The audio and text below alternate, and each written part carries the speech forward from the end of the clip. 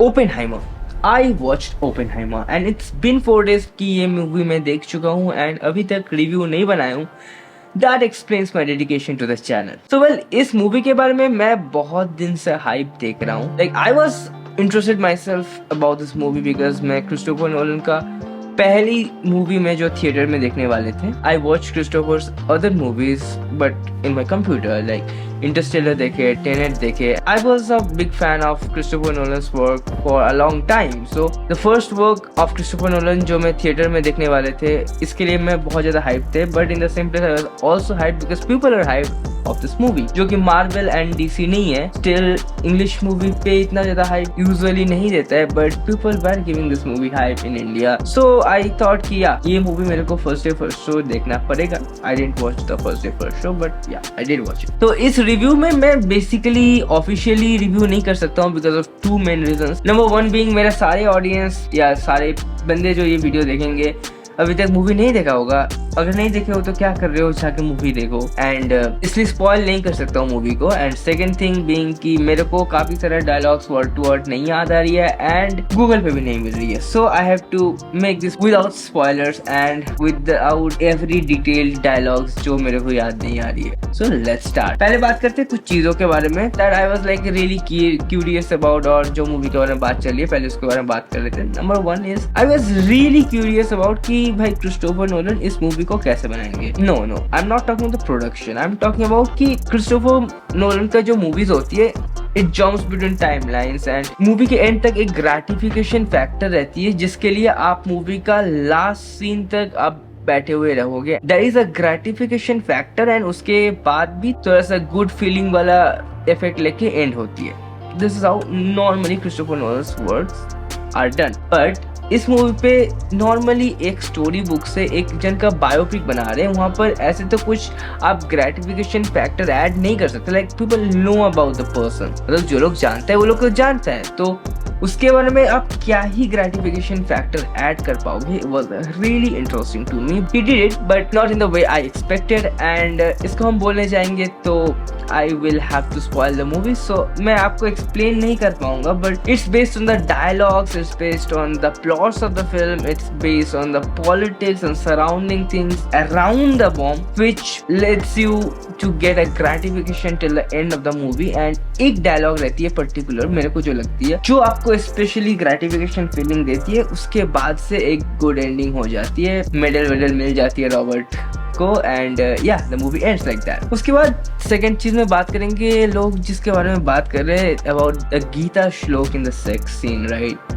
It is very weird for me कि लोग is watching it like that. First of all, इसका मेरा 2 arguments है। Sex is not a like very out of the box type of thing, right? And उस scene में अगर आप बोलो कि उस सीन में वो गीता श्लोक डालने का कोई मतलब नहीं था, जो चीज बोलते हैं वो सेक्स सीन में that connects to the next scene where Robert meets with his girlfriend, जहाँ पर वो बोलता है कि I can't meet you because of some political reasons। तो उस सीन को बेसिकली कनेक्ट पैट करने के लिए पहले वाला गीता श्लोक डाला किया है। एंड द गीता श्लोक और the word that he said does have a significant value in the movie because again मैं जैसे बोले this movie revolves around dialogues and each and every dialogue plays a very important role in the placement of the movie. I don't think you without a reason आप पूरा scene को हटा दे सकते हो because it does play a role. It's very possible you are not a very demographic audience of this movie, so do not feel pressure to watch this movie. If you are feeling that it's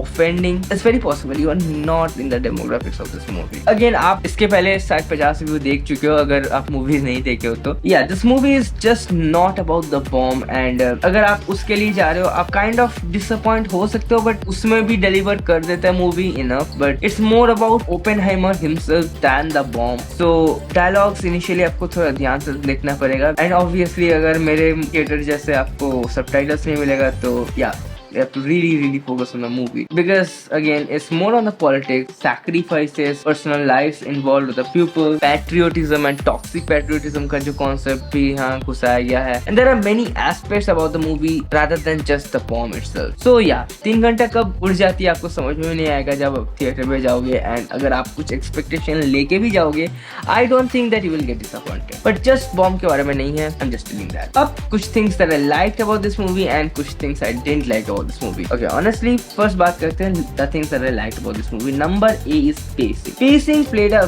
very important role in this movie, and yeah, obviously amateur लोग movie नहीं बना रहे तो pacing गलत नहीं करेगा. But this movie's pacing was too good. जहाँ पर slow होने का जरूरत है वहाँ पर slow हो जा रही है. जहाँ पर dialogues में आपको थोड़ा सा क्या हो रही है, आपको जब confuse करना है तब आपको confuse करने जैसे pacing रख रहा है, और जब वो मैच कराना है तब फिर से थोड़ा स्लो डाउन हो जा रही है. पेसिंग को भी मूवी का गलत नहीं होता है, but this movie pacing was too good and this is one of the main factors, क्योंकि आपको 3 घंटा कब पार हो जाए आपको समझ में भी नहीं आएगा. And yeah this movie is around 3 hour का आसपास ही है. तो एक चीज हम बोलना भूल गए थे. One more thing I like really about this movie was Cillian Murphy. And या सभी एक्टर बहुत अच्छा एक्टिंग किया, जैसे जरूरी था वैसे एक्टिंग किया. एंड या everybody deserves praise and stuff like that.